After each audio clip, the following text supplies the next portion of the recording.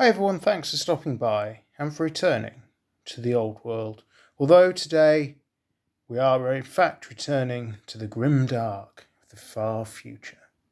Because I took a Space Marine Force to a semi-competitive event and this is really what happened. Over the course of the video, I'll quickly talk to you about the event I went to, talk you through the list, the 3 games I played, kind of giving away the nature of the event there, and some overall thoughts and what this will mean going forward. So, on to the main content. What was the event? Well, I went to a 1-day 3-game event called Funhammer, and this was held at a place called Dice Saloon in Brighton in the south of England, for those of you who are watching from abroad. Now, what's interesting about this particular event, it's 1,500 points using chapter approved, but players are actively encouraged not to take the most meta list they can. Softer lists are preferred, particularly for more experienced players, and the event is designed to be welcoming for newer and returning players. That's not to say that it means everyone's running utter guff. There are some very good players floating around with still some very good lists. I've been to a few of these events, and overall my experiences have been that the games are generally good. And by generally, I don't mean the opponents are bad. Everyone I've played has been absolutely lovely. They've been really nice people. Just occasionally, as I'm sure it's possible with any game system, you do occasionally run into effectively a hard counter to what you've got and an army you just struggle to deal with.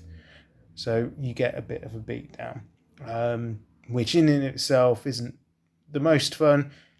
Obviously a good, tight, competitive game is preferable. So, what did I take? I took a Space Marine Force Salamander Successor Chapter, rocking Master Artisans and Long Range Marksman. So, let's look through what the figures. So, the first with the HQ was a Captain. He had a +2 toughness warlord trait, and he armed with a power sword, and he was supported by a librarian, drake skin, and fire shield. Both are normal marines; they're not Primaris. Moving on to my troops choices, I have here 3 units of tactical marines, each 5-man unit. 2 with missile launchers, 1 with a multi-melter. They are supported by a unit of 10 intercessors with the standard bolt rifles. Moving across to fast attack, there's 2 units. A unit of 2 bikes, both with multi-melters, and a single bike with a multi-melter. Elites consisted of a Judicia and a unit of 5 scouts with sniper rifles and camo cloaks. Got a Rhino as our dedicated support option, and then moving to heavy support, where there's a unit of 5 Devastators, 3 missile launchers, 1 heavy bolter, using the old Space Crusade models there. Can't use assault cannons in this unit anymore, so that counts as a heavy bolter. And then wrapping off with a unit of 5 eradicators. So how did the event go? My ambition around these events is always I'm aiming to win 1 game out of the 3 in order to not be completely trounced, and then just do the best I can around that. My first game was Recover the Relics against Space Wolves. This is the first time I'd ever played against a Space Wolf army. I now know a lot more about what to expect from Space Wolves. They're certainly a lot quicker than I anticipated, and I did end up being chased down by a load of Wolfen and Assault Intercessors. Struggled to get off my opening firepower. I think a lot of my thinking around this army creation was partially what models have I got and what do I want to take, but I was thinking very much around Death Guard, NIDs, things like that, where I wanted big, heavy firepower. So lots of fast models, 4-up invulns, kind of ruined my day a little bit from that perspective. And yeah, this was a big loss to open the event with, a 92-27 defeat. Good player I was up against, he did well. So it was a good game, just not one I was particularly equipped to deal with, but still live, learn, and to move on to game 2, Scouring, a salamander off. So the guy I was playing in this match was a very new player, but with a list that was kind of looking for the same sort of thing I was, which is a medium-ranged to short-ranged exchange of gunfire. Neither of us really wanted to be the person that allowed the other to initiate this firefight by moving too far forward, so it led to quite a slow, cagey game. In fact, we only got through 3 rounds in the time. Not helped by a lack of experience, meaning we had to look a few things up. Some of the decision making could have been quicker from both of us, to be fair. So yeah, it became quite a cagey firefight. Overall, I did okay in this one, and looking purely at the victory points achieved during the fighting, I won the game by 2 points. Now, I mentioned that because my opponent's army, he was very new and had been allowed to take part in the tournament without the models being painted, but he had sort of 1 or 2 models that were complete, a couple more that had bits of paint on them. So in consultation with the TO, he wasn't awarded the battle ready points.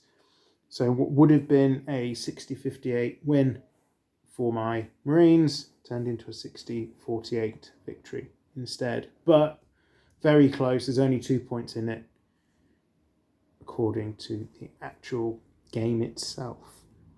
Had we gone further into the game, we talked through turn 4, but agreed not to talk through turn 5 because there was a lot left on the board and so much that could happen. It was difficult to decide exactly what the 5th round points would look like. It's very much possible that he could have turned it around on those last 2 turns. Still, I'd got my victory for the day. Game 3, tear down the icons. And this game was against Harlequins, and my heart sunk a little bit because the guy who rocked the Harlequins is a fairly regular opponent of mine. I'd played him a few days beforehand. He was using pretty much the exact same list as that Tuesday. And in that particular game, I hadn't actually had a second turn.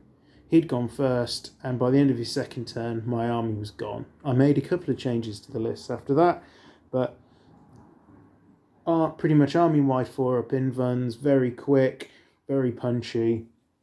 I knew that I would have my work cut out. But still, give it a go. In this game, Promethean Creed Secondary really did some work for me. I actually maxed that out, which I don't normally max out any of the secondaries, so I was quite happy with that. And although my army was well beaten, I still had things on the board at the end of the 5th round of the game and was still scoring a couple of points here and there.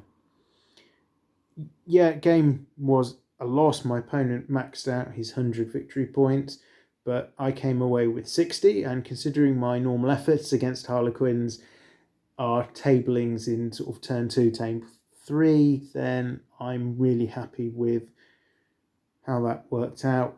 I spent a lot of the battle under siege. I wasn't really able to break out. I'd taken psychic interrogation as one of my secondaries. That was definitely a mistake because I only got it off once, and I probably should have done something else.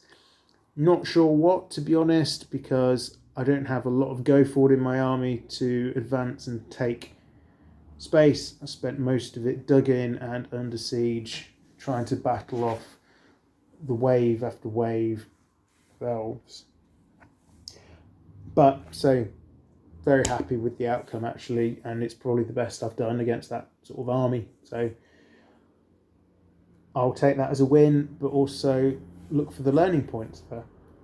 My overall thoughts, looking at the sort of missions that get used in Funhammer, and I will be going to other ones in the future, they tend to favour more melee setup. So quick, hard-hitting army, preferably something with a bit of resilience, would probably be a bit more beneficial. So I'd need to think about changing my makeup of my army, probably fairly significant really.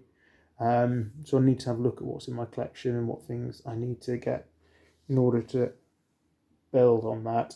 I'm thinking actually of shifting to my orcs possibly, but I'll need to get a couple of bits in order to really target the secondaries.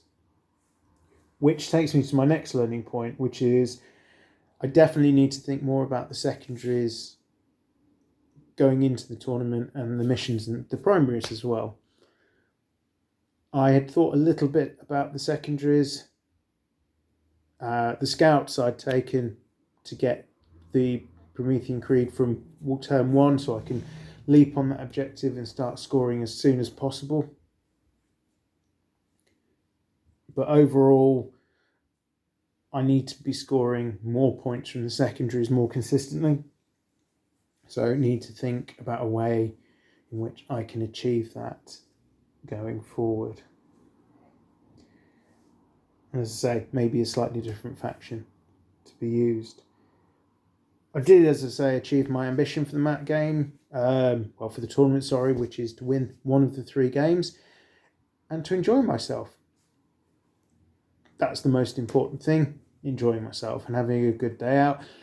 As I've been to a few of these events before, I'm starting to see a few familiar faces now. There are a core group of regulars that tend to go more often than not, also certainly seems to be the case.